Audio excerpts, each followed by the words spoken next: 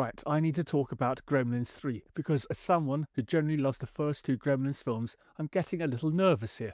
And the weird thing is, on paper, some of this actually sounds promising. Chris Columbus coming back, practical puppets instead of full CGI, a darker tone closer to the original movie. That all sounds good. But then you start digging deeper into the details, and suddenly this thing starts sounding less like Gremlins and more like one of those modern legacy sequels that completely misunderstands why people love the originals in the first place.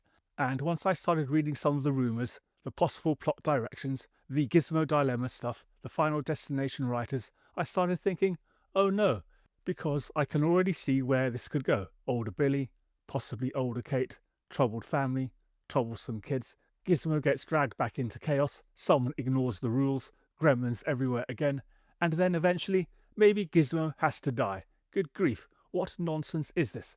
Because that right there is the part that worries me the most. Not the gremlins, not the horror, not even the dark tone. It's the possibility that Hollywood once again takes something audiences generally love and decides the way to modernize it is to emotionally dismantle it.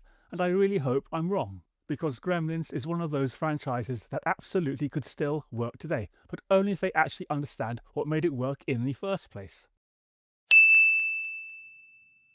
The original Gremlins works because it balances tones incredibly well. It's funny, it's creepy, it's chaotic, it's mean sometimes, but it still has heart. That's the important bit, heart. Underneath all the insanity, there's warmth to it. Billy and Kate are likeable, Kingston Falls feels real, Gizmo is lovable, the Gremlins are dangerous, but absurdly entertaining, and Joe Dante brought this really strange energy to the film. The movie feels mischievous. That's the word, mischievous. The Gremlins aren't just monsters, they're chaotic little trolls. They watch Snow White, they drink in bars, they play poker, they wear tiny hats. It's madness, but memorable madness. Then Gremlins 2 went even further. Now personally, I still enjoy Gremlins 2. It's completely unhinged. The film basically turns into a live-action cartoon.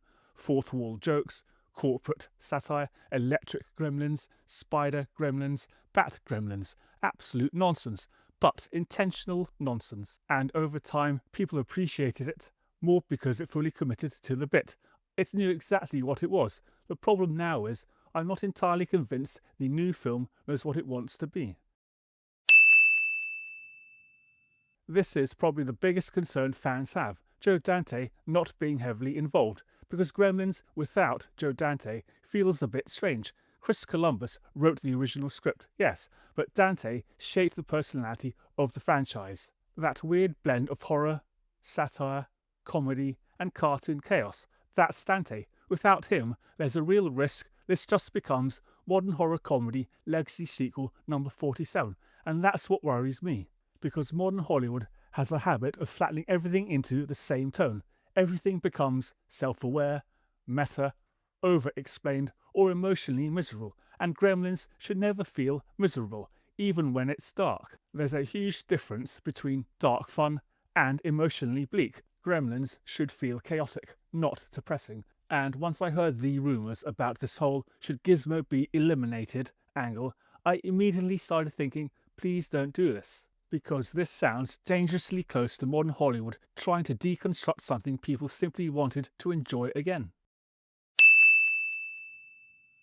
Now, to be fair, I understand the logic. Technically speaking, Gizmo is the source of the gremlin problem. Without Gizmo, no Mogwai multiply, no gremlins appear, no town gets destroyed. Fine, but audiences do not emotionally view Gizmo as a threat. They view him as the heart of the franchise. That's the difference. And if your big dramatic hook is, should we kill Gizmo for the greater good? You're playing with fire.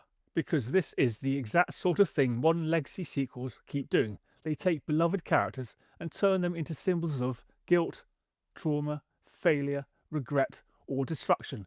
Everything has to become emotionally damaged now. Nothing can simply exist and be enjoyable anymore. And I can absolutely picture the cliché version of this movie already. Billy is older and bitter, Kate is exhausted, their kids don't listen, Gizmo accidentally causes another outbreak. Now everyone blames Gizmo. Government agencies get involved, military nonsense happens, some scientist wants to experiment on Mogwai, then eventually somebody says, we may have no choice. Good grief, I can already hear the dramatic music, and look, maybe the script is brilliant, maybe this all works beautifully, but it absolutely sounds like the sort of thing that could completely lose the charm of Gremlins, because Gremlins was never really about deep moral suffering, it was about chaos unleashed through irresponsibility. That's different. Now, here's another thing making people nervous: the involvement of the writers connected to Final Destination Bloodlines. And immediately people started going, wait a minute, because Final Destination and Gremlins are very different beasts. Final Destination is cynical, Gremlins is playful. That matters. Even the violence in Gremlins has this exaggerated insanity to it. Meanwhile, Final Destination is built around elaborate death anxiety. That tonal overlap isn't automatic, and I completely understand why fans are skeptical. Because if this thing leans too hard into horror, it stops feeling like Gremlins. And if they try to modernise the humour too much, it risks becoming painfully self-aware Marvel dialogue, which would be disastrous. The balance is everything. That's the challenge. Gremlins sits in this strange middle ground that very few films pull off properly. Too serious, it breaks. Too goofy, it becomes parody. Too cynical, you lose the warmth. Too nostalgic, it becomes empty fan service. That's a difficult tightrope to walk. Now, despite all my skepticism, there are reasons to be hopeful here. The practical effects decision is massive, absolutely massive. If they genuinely commit to puppets and animatronics, that alone immediately gives the film more identity than half of the modern franchise cinema, because Gremlins should feel tactile, slimy, messy, chaotic, physical, not shiny CGI blobs bouncing around the screen. And honestly, modern audiences are starting to miss practical effects again. You can feel it. People want movies to look real again. They want texture. And if they can actually bring back Zach Galligan and Phoebe Cates properly, without humiliating their characters, that would help enormously. That's another modern legacy sequel problem. Too many old characters return only to become miserable failures so the new cast can replace them. Please don't do that here. Just let Billy and Kate be Billy and Kate. That's enough. And honestly, I don't even need world-ending stakes. You know what Gremlins works best as? Contained chaos, small-town disaster, contained mayhem, personal stakes. Not the fate of humanity, not the military has arrived, not the multiverse of Mogwai. Good grief, keep it simple. And honestly, this might be the core issue with modern franchise filmmaking in general. Hollywood no longer trusts simplicity. Everything has to be bigger, darker, more traumatic, more emotional, more apocalyptic, more important. But Gremlins became iconic because it wasn't trying to be important. It was a weird little horror comedy with attitude. That's why people still love it. And sometimes I think studios look at older franchises and completely misunderstand what audiences connected with emotionally. People didn't fall in love with Gremlins because they wanted a meditation on existential Mogwai ethics. They loved the atmosphere, the music, the creatures, the chaos, the humour, the Christmas setting, the personality. That's the magic. And if this new movie forgets that, it could go badly wrong very quickly, especially if they start treating Gizmo like some tragic burden that needs to be sacrificed for emotional depth. No, stop it. Leave Gizmo alone. So where am I right now with Gremlins 3? Cautiously skeptical. That's probably the best way to put it.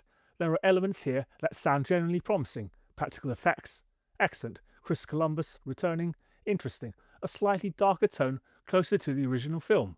Potentially great, but there are also warning signs everywhere. The Gizmo must die angle, no Joe Dante, modern legacy sequel habits, Final Destination tonal DNA, possible cliché family drama. That combination could either create something brilliant or absolute nonsense, and honestly, I think fans are right to be nervous, because Gremlins is not one of those franchises where tone matters more than plot. If they get the tone wrong, the entire thing collapses. But if they somehow capture that strange, chaotic magic again, this could genuinely surprise people. We'll see, but for now, I'm watching this one very carefully, because I can already hear the nonsense approaching in the distance. If you enjoyed the video, hit like, subscribe, and join me as we continue watching nonsense unfold across film and television.